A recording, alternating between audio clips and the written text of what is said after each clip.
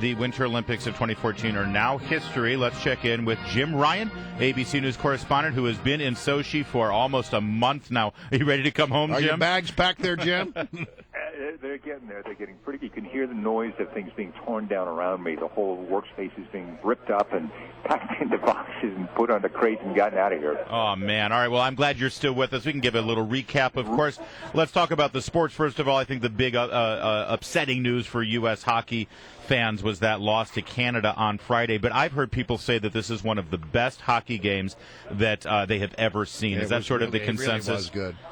Well, there was a lot of great hockey over the last couple of weeks. The U.S. over Russia. I mean, I think all the fans, Russian and American, left that game feeling like they had seen a good game, even if their team had lost. But, yeah, it was sort of a heartbreaker for both the men and the women. I think everybody was expecting that either the women were going to do it, the men would, and in the end, it wasn't going to happen for the men. They come out of it empty-handed. The women, of course, take silver. I suppose if you're going to lose to someone, you lose to Canada. I guess that in hockey, that makes it okay.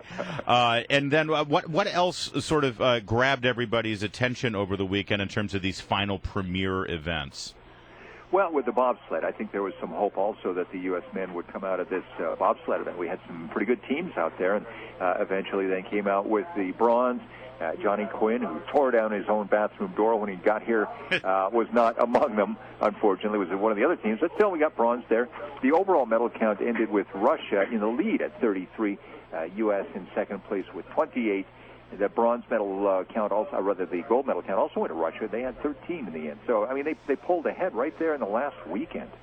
All right, so, one of the things that when we started this thing, everybody was worried about security.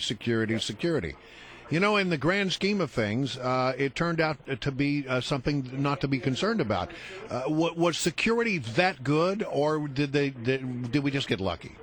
It was good, and we'll never know, obviously, whether something was thwarted out there or whether security forces stopped something from happening. But certainly, they were a presence here the entire time. As I stepped out of my hotel room in the morning, there were security guards out on the street, police officers. You walk around late in the afternoon, police officers, and at every venue that you went to, there was security. Just getting into Olympic Park, you had to go through 3 layers of security, and that was just to get inside the park. So, yeah, I think it was a concern. It was an issue, and I think it was a legitimate one. But in the end, nothing of any consequence happened. And there was this moment during the closing ceremonies in which Russia poked a little fun at itself over that failed opening ceremony thing where the one ring didn't open up. They sort of made fun of that in the closing ceremonies, didn't they? They did. I mean, and it showed that, yes, as stoic and as stone-faced as Vladimir Putin seems to be when he's standing up there, the Russian people have a sense of humor about this. They were poking fun at themselves. The opening ceremony, that giant mechanical snowflake that was supposed to turn into an Olympic ring, it failed for some reason. Well, in the closing ceremony last night, there were floor performers inside Fish Stadium. They formed the rings, in giant circles. The first, the 1, 2, 3, 4, and then the fifth one stayed closed for a few seconds longer, and people were laughing, and I thought it was a brilliant little touch. Yeah, we're going to have that video up over at WMAL.com so you can see it as you're arriving at work this morning. It really was pretty funny. Good for the Russians. They're not known for their sense of humor. They're not known for a great sense of humor. Even after a few vodkas, they're still kind of mean. Let's get back to about that. I've seen a few after who have had a few vodkas here, and they can be pretty fun. Oh, Jim Ryan bringing some war stories back from Sochi. Hey, Jim, let's talk about the other political story in the backdrop of these Olympics, and that, of course, is what happened just over there in Ukraine, a neighboring nation.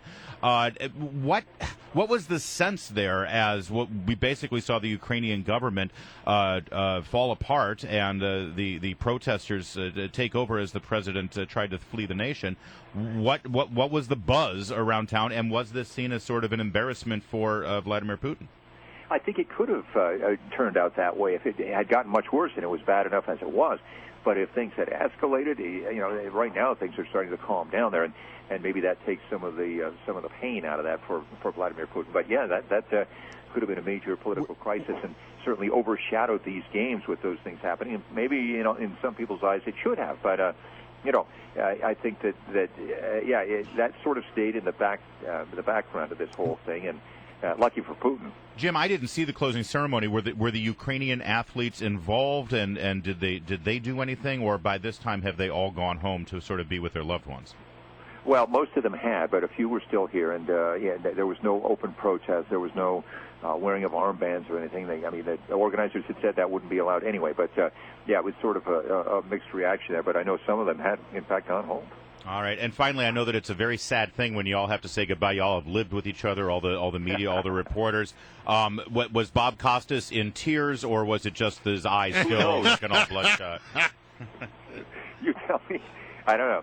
That's a good point.